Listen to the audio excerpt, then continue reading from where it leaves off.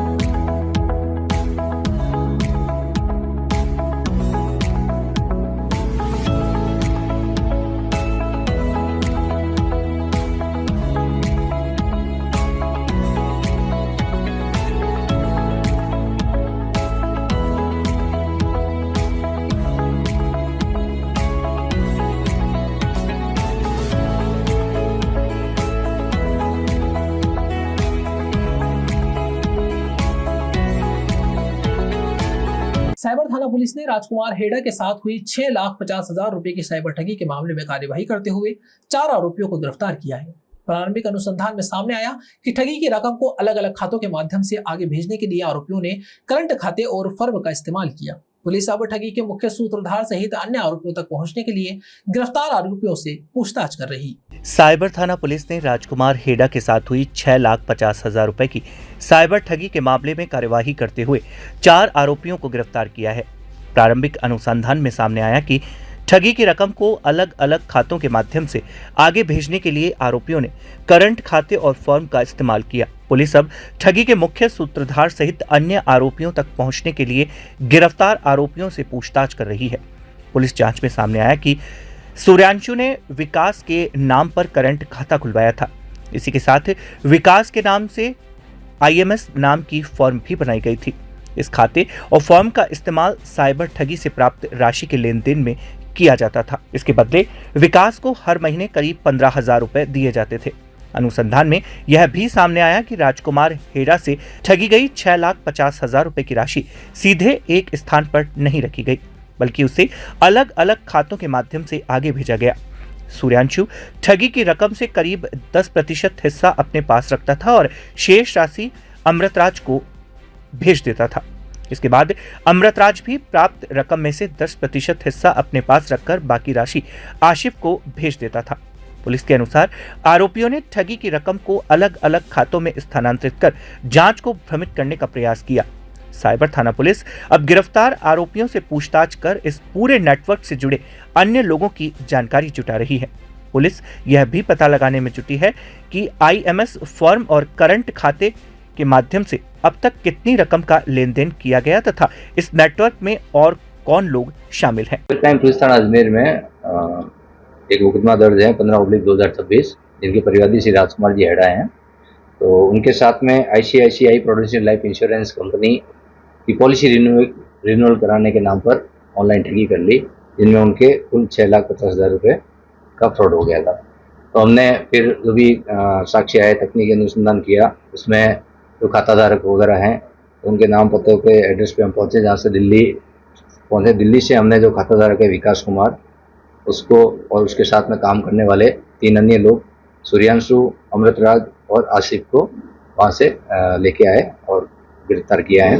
जिसमें ये सामने आया कि विकास कुमार का खाता खुलवाया जाता था सूर्यांशु द्वारा।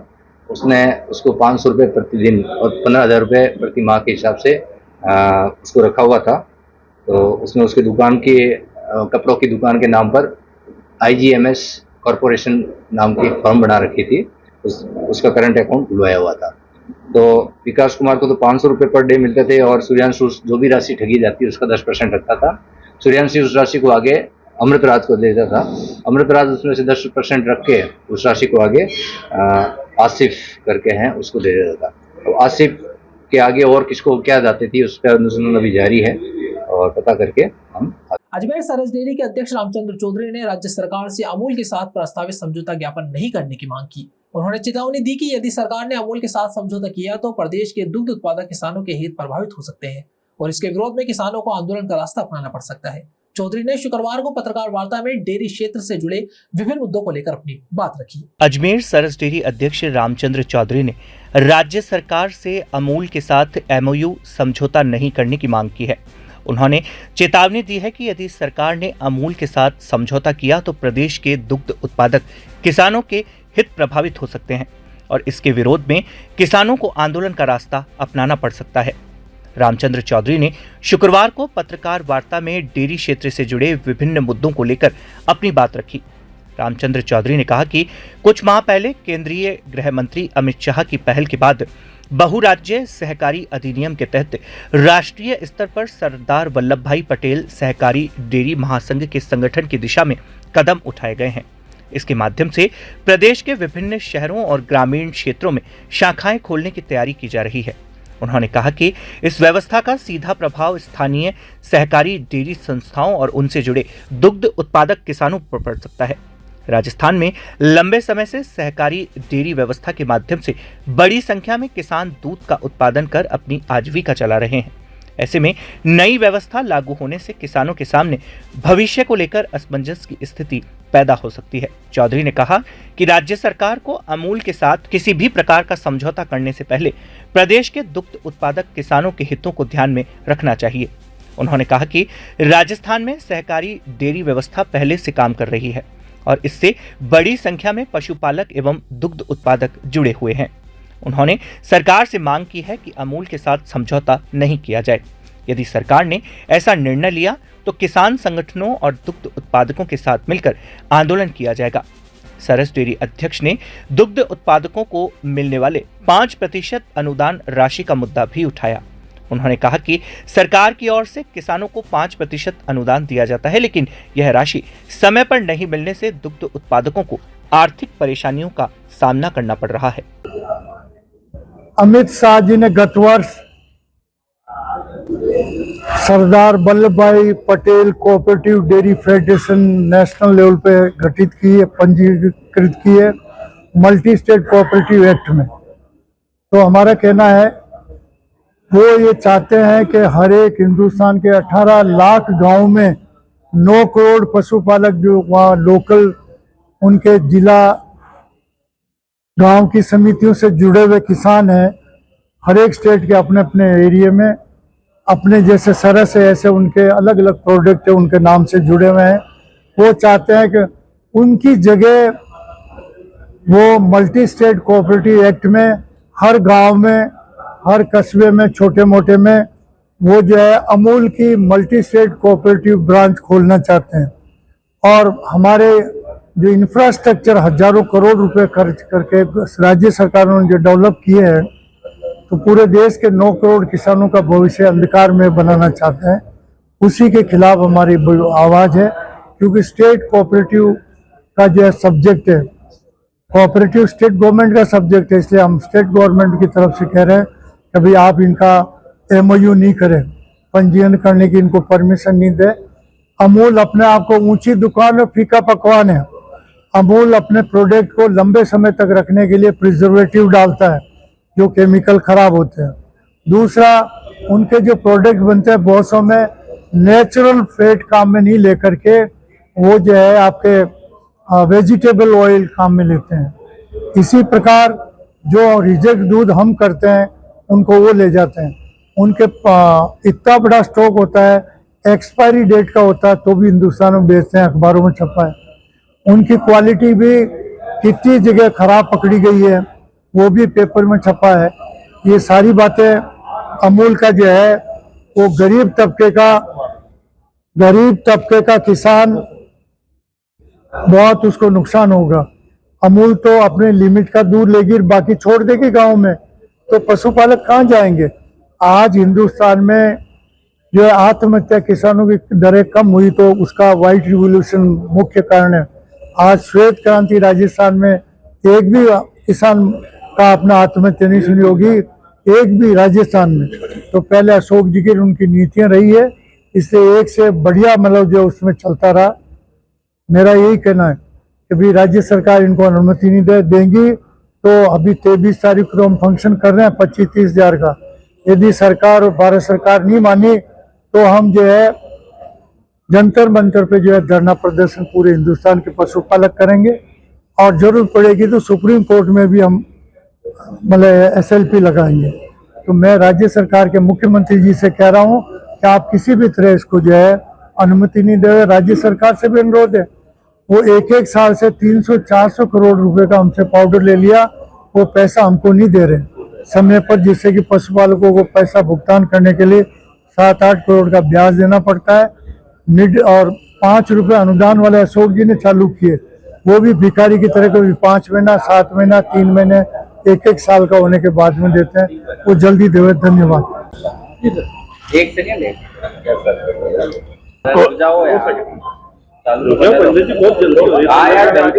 जी हाँ, आपको विदित है कि राजस्थान में फसल इतनी नहीं हो पाती क्योंकि जमीन उपजाऊ नहीं है, पानी कम है। तो राजस्थान में अगर किसान है, गांव में जो किसान है उनका जो घर चलता है वो दूध बेच के चलता है। और उसमें सम्माननीय रामचंद्र जी चौधरी ने जो श्वेत क्रांति लाए हैं अजमेरी नहीं अपितु पूरे राजस्थान में, जिससे गांव-गांव में, ढाणी-ढाणी में ये सरस के दूध उत्पादन केंद्र बने हैं, दूध समितियां बनी है और उसी से किसानों का घर चल रहा है, उसी से किसानों के बच्चे पल रहे हैं। अगर यहाँ पर सरस की जगह अगर अमूल लाते हैं केंद्र सरकार तो हम उसका घोर विरोध करेंगे और उसको नहीं आने देंगे, चाहे उसके लिए हमें धरना प्रदर्शन करना पड़े, कुछ भी करने। इसी संदर्भ में हम एक महारैली कर रहे हैं जिसका नाम सरस सहकार महाकुंभ है, जो कि 23 तारीख को है अपने कछावा प्लेस पे, ब्यावर रोड पे। और उससे हम सभी, अगर यहाँ भी नहीं मानी गई तो हम दिल्ली कूच करेंगे। यहाँ रुकते एक छोटे से ब्रेक के लिए, जल्द हाजिर होंगे खबरों के नए सफर के साथ। कैंसर बीमारी ही ऐसी है, चिंता तो होगी ना। लेकिन अब अपनी चिंता को बदलो विश्वास में, क्योंकि आदिनाथ कैंसर मेडिसिटी में है रेडियोथेरेपी, कीमोथेरेपी और कैंसर सर्जरी के उपचार के साथ आधुनिक सुविधाएं भी। विजिट करें आदिनाथ कैंसर मेडिसिटी एट चाची आवास अजमेर।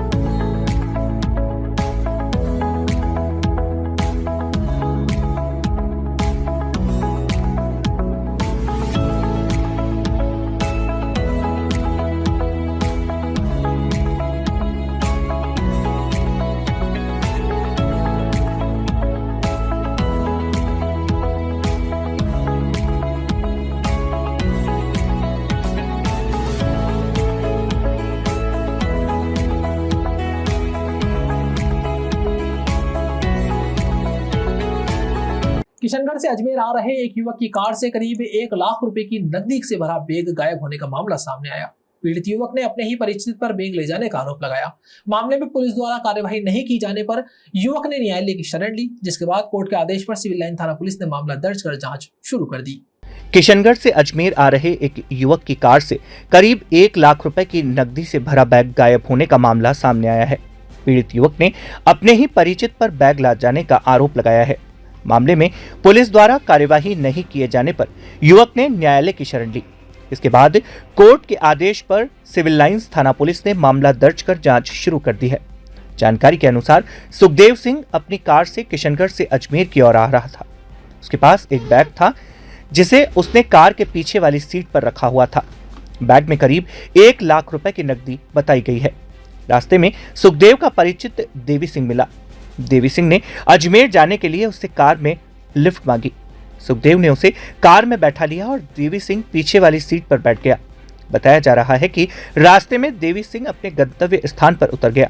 इसके बाद सुखदेव सिंह अपने घर पहुंचा। अजमेर पहुंचने के बाद जब उसने कार की पीछे वाली सीट पर रखा अपना सामान देखा तो वहां से नकदी से भरा बैग गायब मिला।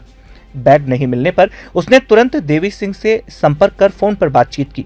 आरोप है कि फोन पर देवी सिंह ने सुखदेव से कहा कि वह बैग में रखी रकम कुछ दिनों में वापस लौटा देगा। इसके बाद सुखदेव सिंह रकम वापस मिलने का इंतजार करता रहा, लेकिन काफी समय बीतने के बाद भी उसे राशि वापस नहीं मिली। पीड़ित का आरोप है कि बार बार संपर्क करने के बावजूद देवी सिंह ने रकम नहीं लौटाई। पिछले साल घटना है दिनांक 6/12/25 की। ये सुखदेव सिंह एक परिवादी हैं। ये किशनगढ़ से रवाना होते हैं अजमेर आने के लिए। अपने स्वयं की कार से आ रहे थे। इनको रास्ते में इनका दोस्त मिला, देवी सिंह नाम से है वो। उसने लिफ्ट मांगी, पीछे सीट पर बैठ गया। इनका इस एफआईआर में लिखा हुआ है कि मेरे बैग में 1 लाख रुपए रखे हुए थे और वो किशनगढ़ से अजमेर के बीच में जहां मेरा दोस्त उतरा तो बैग लेकर उतर गया। फिर मैंने उसको फ़ोन किया तो उसने कहा लौटा रहा हूँ। उसने आज तक नहीं लौटाए। अब इसने न्यायालय से इस्तराज़ आया है, मुकदमा दर्ज किया गया है। अब देवी सिंह को तलब करेंगे, इससे अनुसंधान करेंगे वास्तविकता क्या है। अभी तक संज्ञान में है, दोनों दोस्त थे, दोनों मिलने वाले हैं। यदि किसी को ने लिफ्ट दी है इसको तो इसको पहचानता होगा। ये पैसे लेके कहाँ से आया था? ये अपने घर से आया है। अब आएगा तब इन अनुसंधान होगा ना। अभी तो रिपोर्ट आई है, मुकदमा दर्ज हुआ है। सुखदेव आएगा तब क्लियर होगा सारा। सर आपका मनी खबरों के सफर में अभी सिर्फ इतना ही। फिर हाजिर होंगे खबरों के नए सफर के साथ। तब तक के लिए दीजिए इजाजत। नमस्कार।